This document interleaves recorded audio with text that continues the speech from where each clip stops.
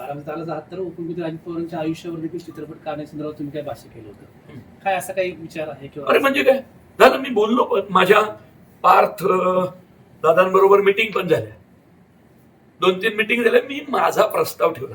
मला तो खूपच अभ्यासू वाटला, म्हणजे तो खूप डिटेलिंग मध्ये जातो. म्हणजे जसा अजितदादांचा स्वभाव होता ना त्या पद्धतीने बोलतो तो सेम. एक तर त्याचा आवाज पण तसाच ऐकू येतो बघा. जर असं मोठ्याने बोललं तर दादांसारखा आवाज येतो. तर ती पद्धत बिद्धत मी दोनदा बोललो पण त्याला, अरे म्हटलं सगळं तसंच का चालतं रे तुझं. म्हटलं नाही, ते अभ्यास केल्याशिवाय कुठली गोष्ट नाही.